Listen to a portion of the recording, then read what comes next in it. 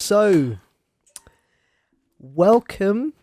Thank you for having you here, Precious. It's a pleasure meeting you. A pleasure's all mine. I've heard so much amazing things about you. I hope so. Definitely. I would like to know a bit more about you. So, you grew up on the East End, Yes.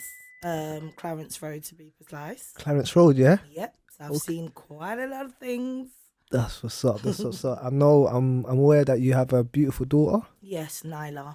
She's 9, I think. No? No. Oh my God, no. I wish. Oh, sorry, people. I wish. My bad. No, she's actually 5 years. Well, Oh, she's going to be 5 in December. So next month. That's amazing. That's amazing, yeah. So tell me a bit about yourself. Just let's get a little insight. Where do you want me to Okay, start? from your 18s to your 25. Okay. Yeah. Okay. In my 18s, I think I just got into college. I was just in college, my second year of college, but I was still pretty much in a girl gang. Girl gang? Yes. We was God, called... Yeah, that's what's up. Yeah. We was called MSG and there was MSB. And that's the man them? Yes.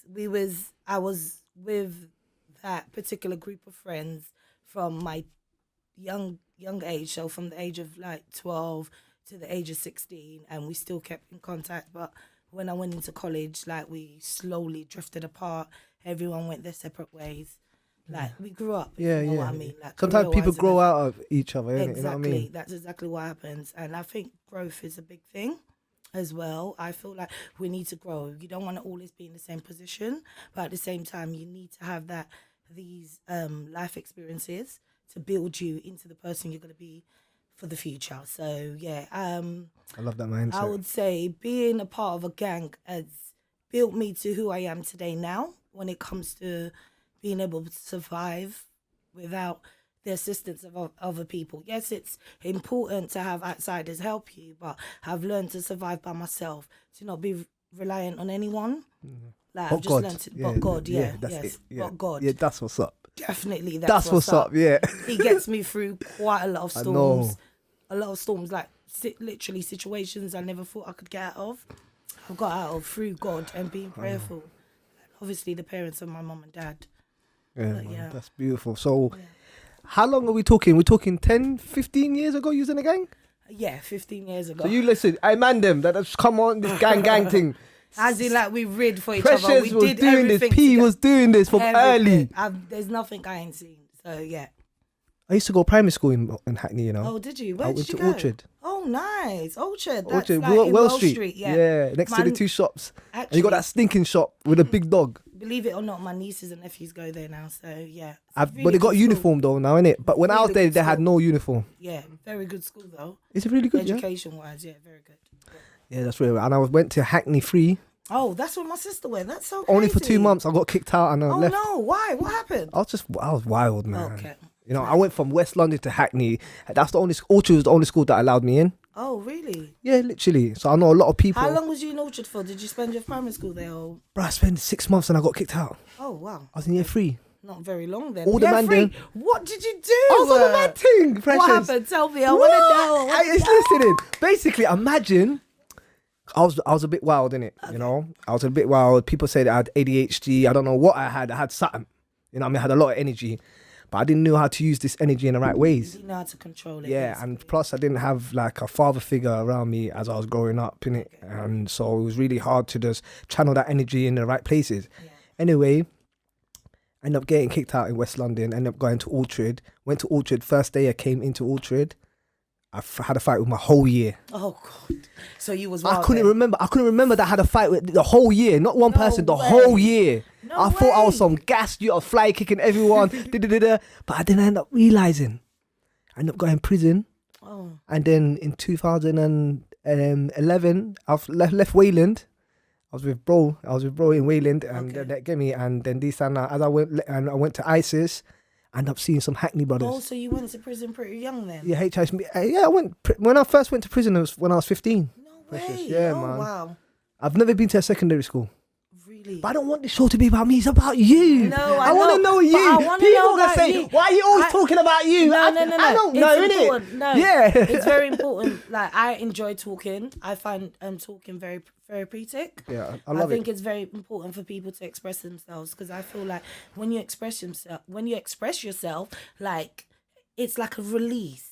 And I feel like not enough people have that confidence to do so, because they feel they're going to be judged. But it is a good way to get the stress. I know. It's just like I love it. I think felt it's so relieved amazing. this morning, yeah, Precious, yeah, when I sent you a voice note and I said I was a bit down regarding my uni stuff, yeah. and I was really upset about that. And the fact that, because I wanted to let you know how I am, because I was thinking, like, I've got a lot on my mind right now. Let me at least let you know what the situation is. And the fact when I told you, and I felt not your remorse, but your understanding. You said, don't worry, it's going to be all right. You're going to go back it again. And that made me even feel a lot better. Another thing I would say, and I was grateful. Behind every disappointment, there's a blessing in disguise. And you have to take it like, things don't always go the way we plan, but God has a bigger picture for us. Tawakkal, yeah. Exactly. Thank you, so man. That's definitely amazing. But yeah, as I was saying, I ended up meeting these lads down the block, and one kid called Art Kid. Okay. And Duran. Okay. I think they're from Balance. Oh. They're from Balance Road, and these are now. They looked at me and they said to you, "Hey, bro, where are you from?" I said, "I'm from West London." I said, "Are you sure?"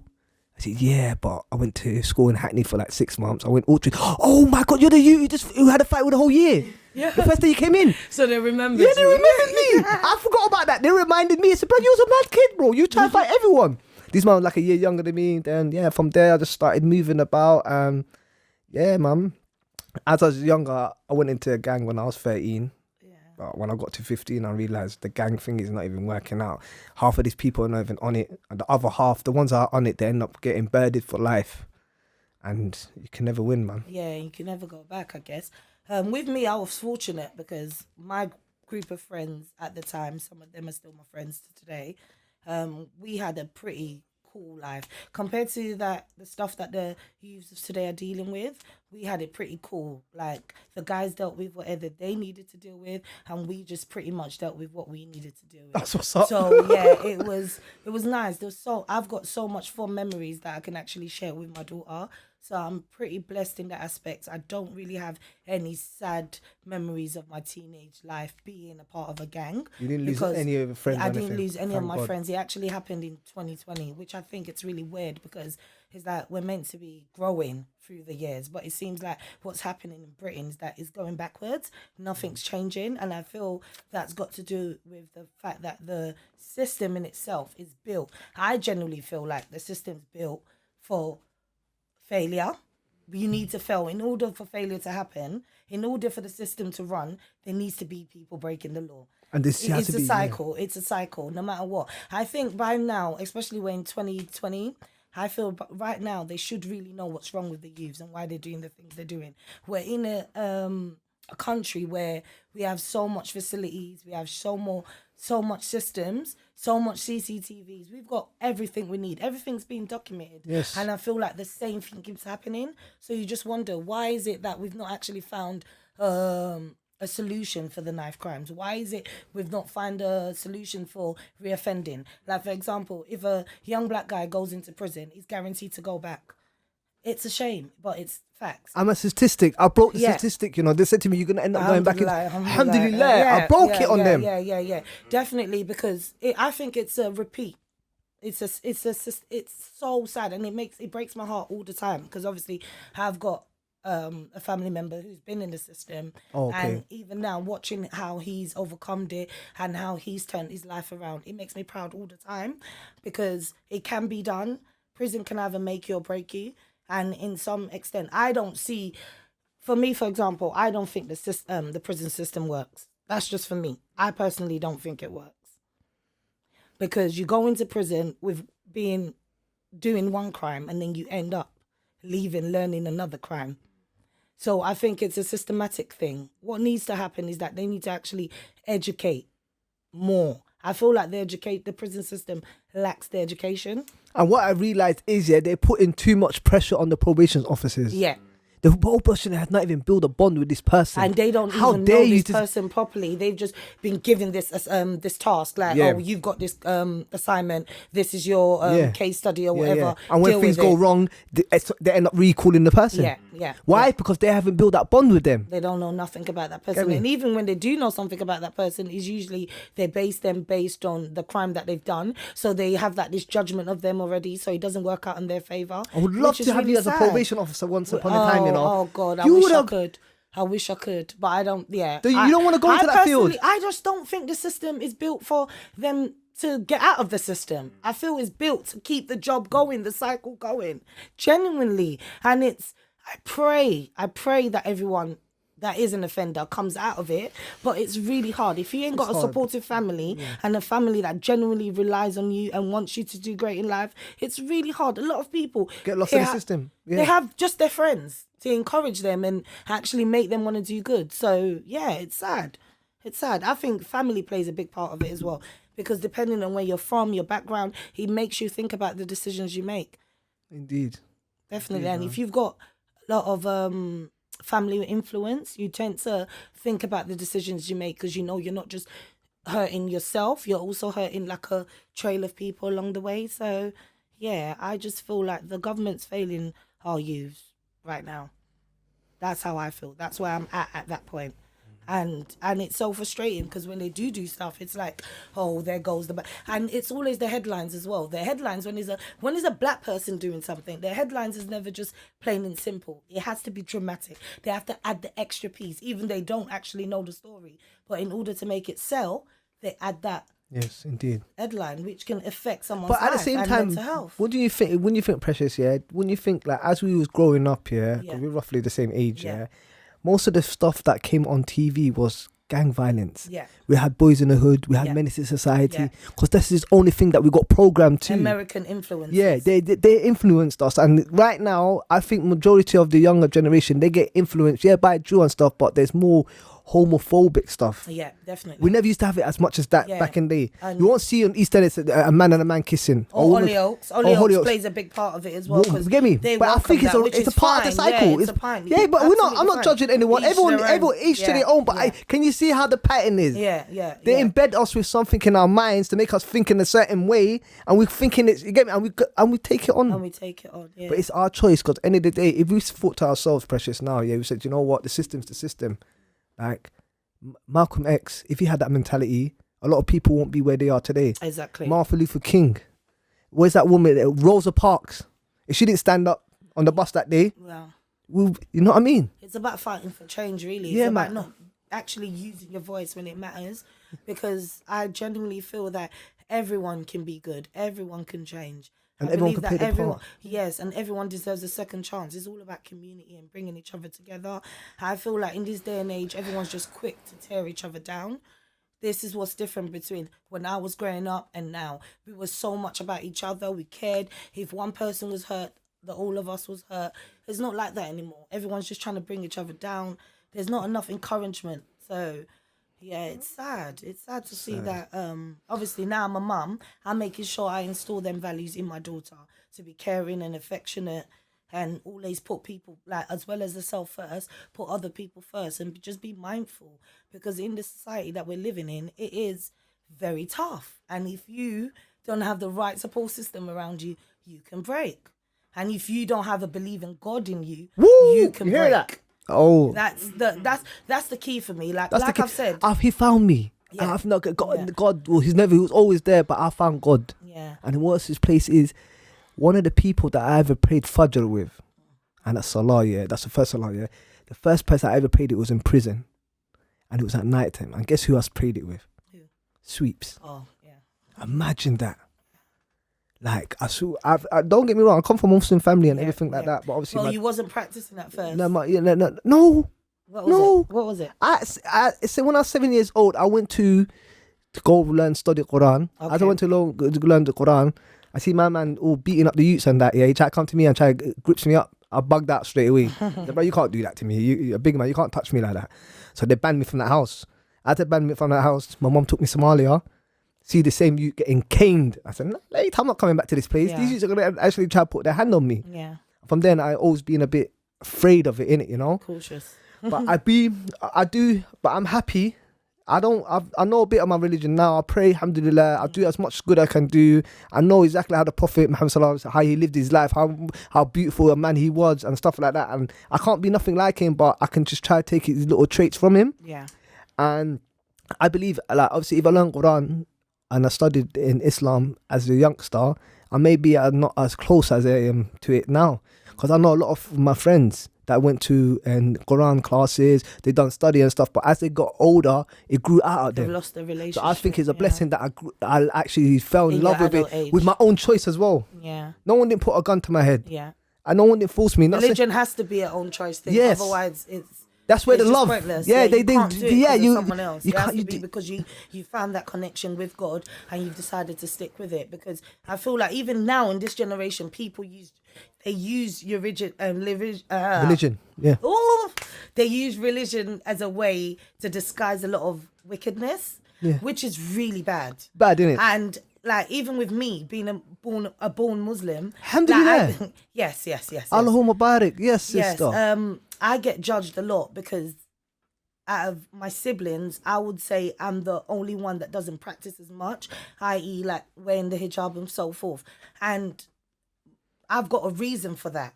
But having to explain it to everybody I meet, how dare you? Yeah. I don't have to. Yes, it's between me and Allah. Exactly my point. So, but you get a lot of people, they tend to do a lot of wickedness, and then you would never look at them as that way because they're disguising it behind the religion, which I think it's really bad and it's really confusing. Like, obviously, as you know, with all the stuff that's been going on in the world society today, people using Islam as a way of doing certain things. I just think it's despicable, to be honest. I think it's wrong. And it goes the same way with Christianity and every other religion. I just feel like if you've got a relationship with God, like, you shouldn't have to justify it to nobody but God. Indeed. And I feel like a lot of people are trying to do a lot of justification. Indeed. When it comes to religion. I like you, just keep it real to yourself. Exactly. Keep it real to yourself. Ask yourself, how would you like if you had a child, how would you like your child to be conducting himself? Yes. So treat yourself as your own child. Yeah. And treat others accordingly. Yeah, yes, indeed. Beautiful. Yeah. So, as an ex-gang member, as a child, Oh my God, that sounds so wild. Oh my gosh. I respect it though. That sounds wild. I would love you to work with kids though. Yeah, you know what? I've worked with kids before. Wallahi, you be so good, sis. I know. No. I'm a Del Pass mum as well. So, Mashallah. I know how important it is personally to be a role model, like to be a product of what I want my child to be. So ever since having my daughter, like I'm an old mum. I wouldn't say old. I had my first child at 30. So I've experienced everything. So the way I bring her up is based on my experiences and things that I've seen in my life.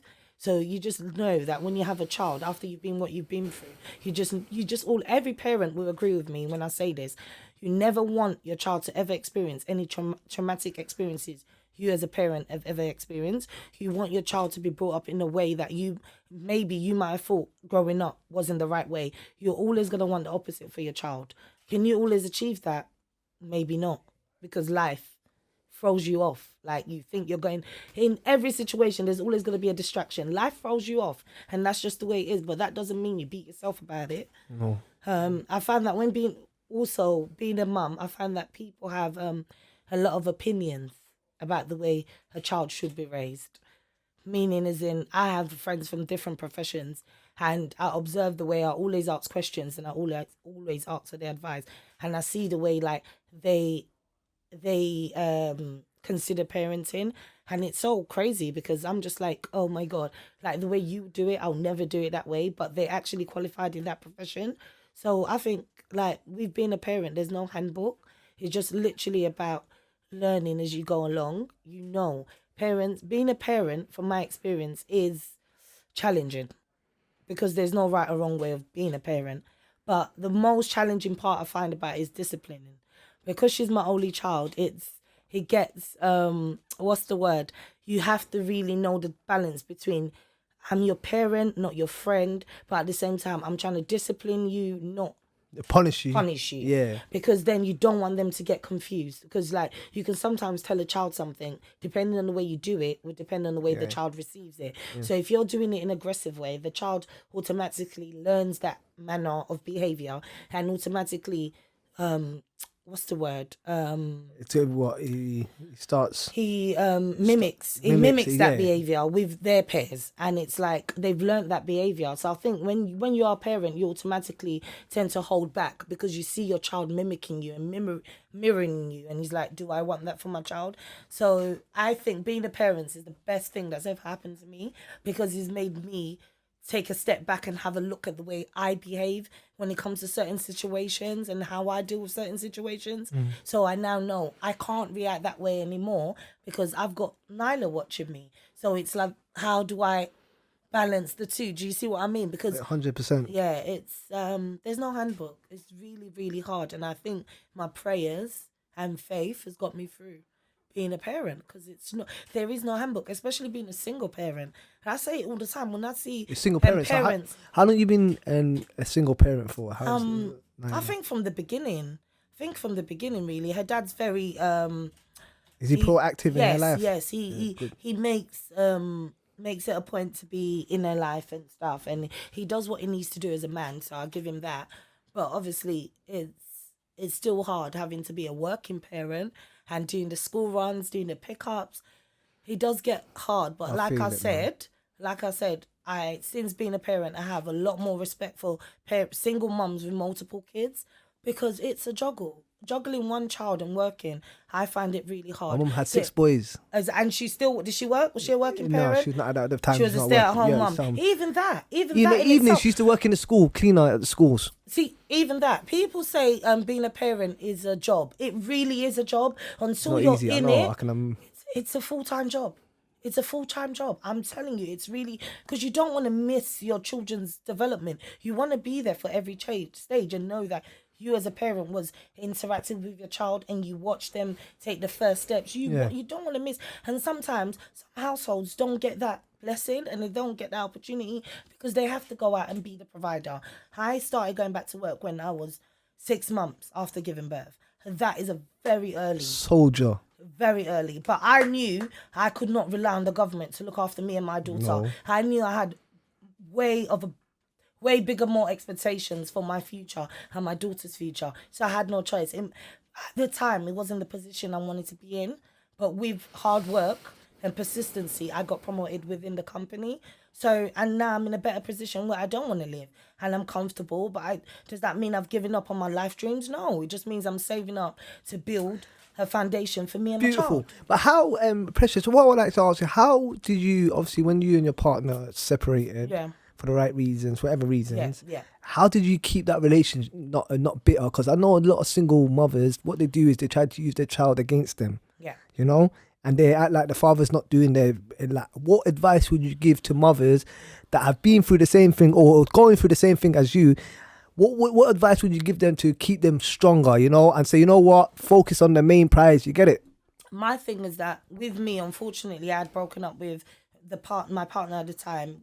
We had broken up and I found out months after I was actually pregnant. So, and I just got a new job as a manager for a company and I had to manage like 20 staff, like with other managers, but we had to run a shop floor. So I was always busy. So I didn't actually know I was pregnant until late in my pregnancy. Okay. So we had that conversation, gave him the phone call. We had the conversation. We both decided we wanted our daughter and we'll do the best to co-parent. What made it easy for me is that I knew I'd moved on from that relationship. But because of what I'd been through prior in my past, I knew I wanted her. I knew she was going to be a part of my life. So regardless of him or not, I was going to have my daughter. I think with some girls, they get into a situation where the guy sells them a dream, tells them stories that he doesn't need to tell them. He can easily tell them the truth. And they get into a relationship where they fall in love with the guy and it's like, he's everything. Tell their friends about him. Everything. Introduce them to the family thinking that that's the guy for them. And the minute a baby's involved, it's like a different behavior. So they are left with that decision. Should I keep the child or should I not keep the child? In that situation, I would say never keep a child because of a man. wholly because you should keep a child because you genuinely have that respect for God and you have that respect for yourself. A man should not tell a woman to get rid of any child. I don't think that makes you a man. I think that makes you a wimp. Because vice versa as well. Yeah, vice versa, yeah. You can't force a man to keep a child. You can ask the man if he wants to be involved in the child's life. If the man chooses not to be involved in the child's life, then I feel that you should let that man be. But that should not play a part in your decision as a mother, because it's you carrying the baby and it's you that's going to have to give birth to that baby. But I do get it. A lot of women, like I've had a situation, I met an Arab girl and she actually told me a story. I was shopping for my for my daughter in her kids' clothing, and we're just talking and so forth. And she had told me of a story of how her friend met a guy. He proposed. They were due to get married. She found out she was pregnant. He ran. He cut. And for a girl, an Arab girl, a religious girl, that is the worst thing that can happen to you. And there's legit guys out there that don't care. And I just don't understand it. Like, Let me give you a scenario as well. Let me give you a scenario. Yeah. I've got the same situation with my friend. Okay. He's from a Somalian background, yeah? Okay. He's been seeing this girl. She's from an Arab background for the last maybe 2.5 years, 2 years.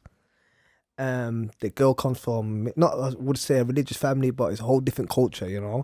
And it's a whole different, movement, So he's introduced the girl to his mother. Yeah. Because that's his queen, innit? So, Mum, this is the girl that I want to settle down with. A year comes down the line, she hasn't introduced her to another family. But he knows the girl's a good girl. But she's just worried about the reaction from the parent, From his family? From her family. Okay. So the guy keeps asking her, like, when am I going to be able to meet your mum? It's been 2 years now. I haven't met your mum once. Well, she's met all his family already? Yeah. Oh, wow. Okay, that's odd. He's usually the other way round. But go on. That's what I said. Life is We're serious. usually the ones that are keen to show the guy the family. Like, we want everyone to my man prays and stuff, and he's not perfect. He prays, he's changed his life around, he's got a nice job, everything, you know what I mean? However, she's obviously she's concerned about her uni. Yeah. She's got like maybe a couple of years left. She wants to be a doctor. Do you know what I mean? She's a really smart girl, you know what I mean? And the guy don't want to pressure her. What advice would you give to someone like that? Okay. With that, I personally think in that situation, it might be the family. Like, she personally knows how her family are, and she knows she's the only child by the way. Sorry. Her family I think with that situation, she might be waiting because she knows he's not what the family want him to be at this point, and she doesn't want to embarrass herself and embarrass her partner by presenting him to the family, knowing that he's not where he should be in the family's eye. That does not take away the love that she has for him, but because she has an even bigger love for the family and she respects, which I highly rate, because I believe in any situation, put your family first. Like, we'll get into that subject. Let me just put that on pause.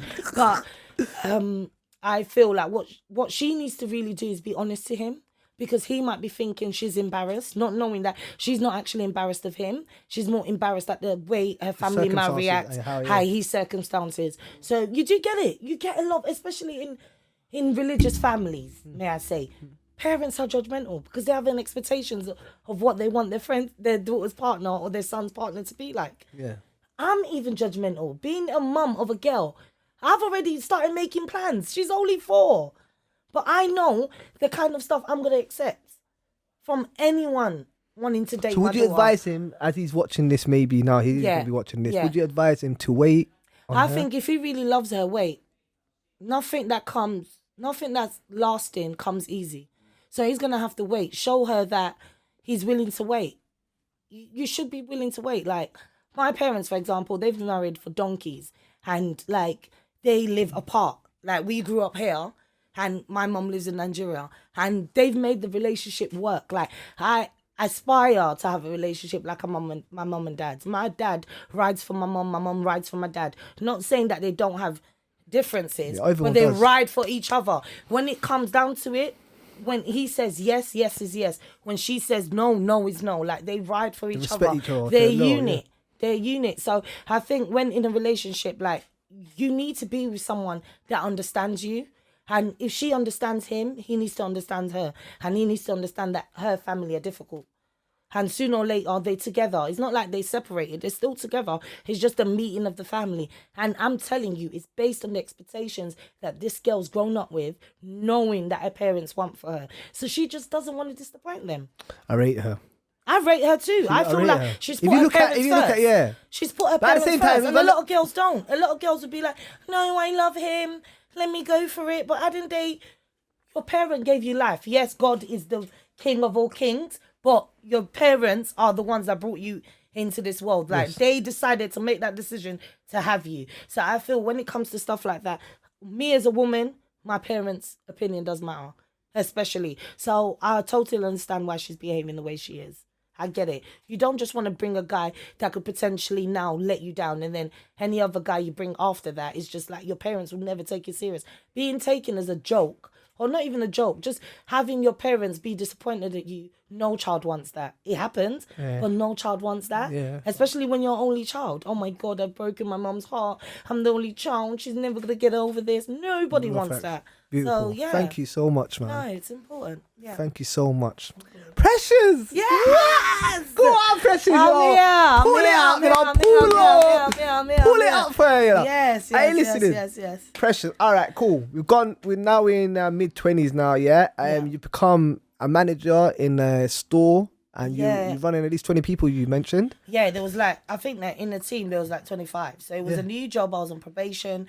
My manager at the time, the manager on top of me, she was really annoying. You could tell she's just one of those ones. But anyways, so I actually at the time, I just thought I was getting irritated by her.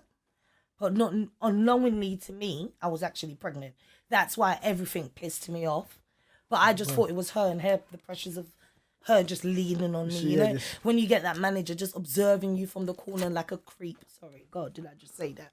But you know what I mean. But so he threw me off. So I didn't think nothing of it.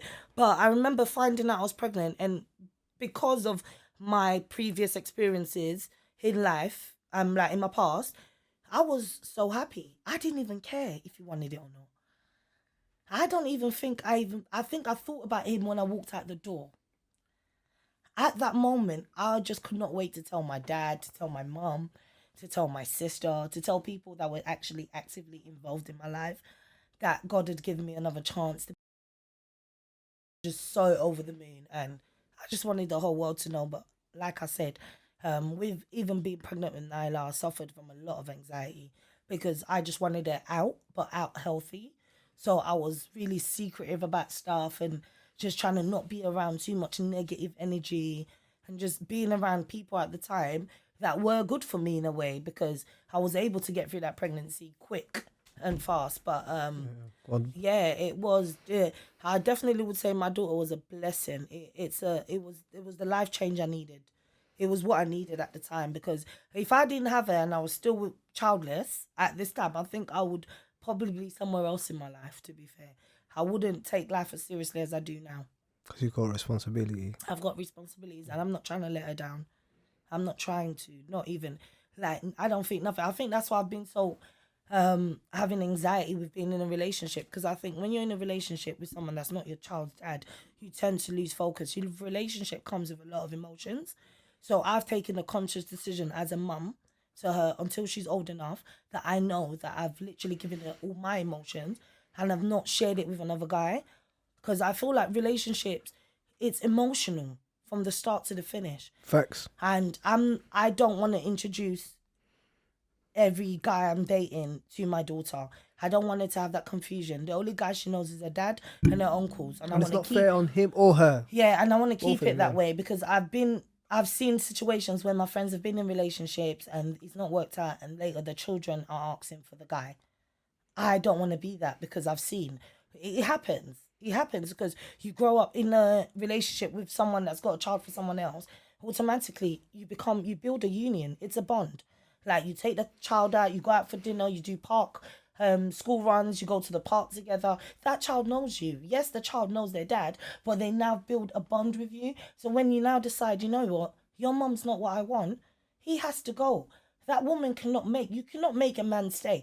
That's another thing. Like, Some people say, "Oh my God, I'm gonna try stay because of the sake of the child for the child," but you're doing more damage to the child by trying to make a relationship work that's finished. The best thing to do is just pray about it and move on. That energy you're focusing on texting the guy, crying about the guy, focus it on your child. Because later on, your child's going to be like, my mummy was there for me. You don't want your child to grow up to be like, oh, mummy always used to cry about guys. Even my daughter does it now. I remember she saw me cry for the first time and she came up to me. I remember and I promised myself I will never cry again. She literally came up to me. I don't know. I can't remember off the back of my head what it was I was emotional about. But I was emotional about something and I didn't even realise she felt my vibes. She walked back into the kitchen and she was like, Mommy, don't cry. Give me a hug. It's all right. I've got you. And she's only 4 years old. So when she said that to me, I said, no, I can't have anyone try and mess up what we've got. Nah, yeah, you're He can come after. And people say to me, I'm so selfish. But I'm just like, it's not about being selfish. It's about putting her first. Yeah. It's about putting her first and not thinking about my needs. Because the guy's going to come in my life. He's probably going to come in. He's going to want to change everything about me. He's going to want to change the way I do things. He's going to probably want another child, knowing I got a child already that I'm still trying to train and bring up. And what I'm going to do is focus that energy on that guy. Then he ups and leaves and then that child is emotionally traumatized. It's just not needed. I feel like we could prevent a lot of stuff. I'm not saying don't be in a relationship when you're a single mom. Obviously, you could be in a relationship. But don't make any man pressure you to make you feel like you're not committing because they're not meeting your child. You meet my child when we get married. You meet my child when you're ready to meet my mom and dad. When you're ready for us to take it seriously. You meet my child then. But until then, let's just keep it simply us. You can ask about my child's well-being. I can ask about your child's well-being. But if we're in the beginning of a relationship, I don't see why we have to intertwine our families together. 100 million%. Yeah, and I'm a strong believer of that. And I think that's why I'm still single up to today. I'm just trying to focus on giving her the best of me. Because I know I'm a lover. And when I love with my whole. So if I'm going to fall in love with someone, I'm going to love him as well as her. Yeah. So, but he's going to have to love my daughter just as much. And and that's another thing, even with dating now. When they're like, is your daughter going to be there? That's a no for me. What you mean? How dare you? What's happening with your daughter? Beep. Guys, no. This is what I'm trying to say to you. No. But in general, guys are disgusting like this. Oh, have you got a babysitter? Oh, are you going to be free? When are you going to be free? Who you with? Why do you want to know who I'm with? When you see me on my socials, who am I with? I'll tell you my story, my child. I'm going to be with my child. Like, guys are doing this. And I find that it's sad, to be honest, because we all have parents and it's like, who taught you? Who brought you up? Like, when you're dealing with a woman with a child, you should always, even if you don't care about the child, always show her that you're making effort to want to know about the child. Like, you can't just think it's just you and them and you know you're in a relationship with a parent. It becomes all of us, do you know what I mean? Without the child being there, but... That's how it is in this day and age situation. My situation, I have got something similar like you, but talk to me. I end up being the other end of the stick. Okay, what happened? I end up being the one who got his heart broken. Oh no, really? What happened? Yeah, honestly, I swear to God, I've healed from it. I can say it was you're broken. So lovely. Yeah, some people will say, yeah, but everyone's got their part. But I got a clean heart. I like it. I'm good in it. But however, I've known this girl. I'm not going to mention her name out of respect or anything like that. Yeah, obviously. We're not name dropping. Yeah, we're not going to do no name dropping. What are you doing? You're doing some hair? No, I'm actually a stylist for Swarovski. I'm a personal stylist, so I style jewelries and so forth. And yeah, I just enjoy it. I enjoy my job. I do clothes styling as well. I've done several video shoots. I'm really just trying to branch into the world of styling. It's a very competitive world because nowadays everyone thinks they're a stylist. So I think you see that one? Yeah, respect it. So I think yes, you got the sauce. So I think it's just about being patient, and when it's got time, no one can say anything. It's nobody in it. I love the energy. In the process of building my portfolio, and I've also found a new love for interior decoration. I enjoy it. I've just finished doing up my brother's flat, and I did my bedroom, which I'm very proud of. But that's also something I've just have a very creative mind, and I just want to be creative. I want to show the world what I can do.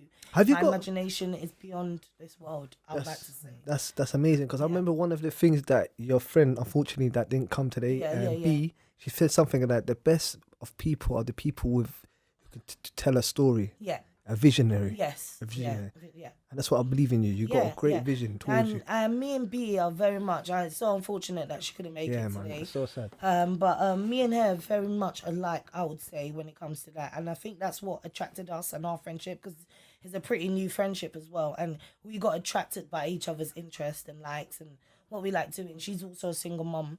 She's got 2 kids, she, like I said, she loved the way I do stuff with my daughter. She's really all about her children and growing. So it's good to be around people that have a vision just as great as yours, because then you can both not just help each other out to make that vision a reality. So yeah, that's what's up. As well, have you got anywhere for people to see your passion? Yeah, I'm on Insta. I'm actually over it. I'm on Instagram. It's styledbypresh_. Got that, yeah. Catch me styledbypresh_. And I've got a YouTube channel, but because we've not actually done any work on that yet, I'm just waiting before I put it out. But I will let everyone know on the rebound. Yeah, on the rebound, definitely, sis, man. 100%. I believe anything that is gonna last forever needs time, and I feel like in this day and age society as well, we tend to rush each other with our dreams and aspirations. Oh my God! Did I just do that? Oh my God, this is horrible. But you're good. We tend to rush each other. Like, I don't feel like, don't let anyone rush what you got going. Everyone's pace is different. Do you understand what I'm saying to you? Everyone has their own lane. Your friend might be doing 1,000,001 things, but it's just gonna take that 1 second for you to do something to be exactly where your friend is. And they've spent years doing that 1,000,001 things. So I think it's just about being patient and being faithful and just having that faith. I believe if you don't trust your source and you don't believe in yourself, forget about people believing in you, like, genuinely. Because, like, it's not easy getting up in the morning and putting on clothes to start your day. That's something that God gives, that is God that gives us that strength to get up every morning. That's why you find that some people can't get up in the morning and they need that prep talk, and they need that, someone to tell them, you know what, you can do this. Some people don't have that and they just stay in bed all day. So I think it's not a race. Life is not a race. It's more of a journey, and it's about completing it as honest and as truthful and as just loving, just being loving, understanding, caring, having emotions, respecting other people's emotions, and just being kind, and everything will be the way it's supposed to be. I never thought I'd be in this place now. If you heard my story, you would be like, yeah, trust me. We're looking forward to your story. Yeah, you guys are going to hear everything, but I think definitely. In life, just never give up. Like, it doesn't matter what other people think about you. Just know that as long as you have a relationship with God and you have genuine, solid people that love you and push you and motivate you to be the best you can be, you can do it. Like, you don't need the whole world liking you. Good energy. See, this is the energy this is what God's bringing me. So yeah, look at that. You need positivity. Thank you so always. much, man. No I problem. love it. I love the atmosphere, always. man. I can't Appreciate wait. I'm sis, excited for the future. Inshallah, man. May Allah make it easy for you, sis, man. Amen. Definitely, man. So as you can see, Precious is here, you guys. I would love to keep her for another couple of hours, but these guys, they're busy. They ain't got time. They ain't got. They're very busy. Soapbox, innit? Soapbox Studios doing great deals. You lot go and hit them up. Yeah, I'm gonna put them up. Yeah, hit them up, man. Good brothers, man. Coming up in the game, man. Definitely, man. God bless, man. Love it. Yeah. Ooh. It's a wrap.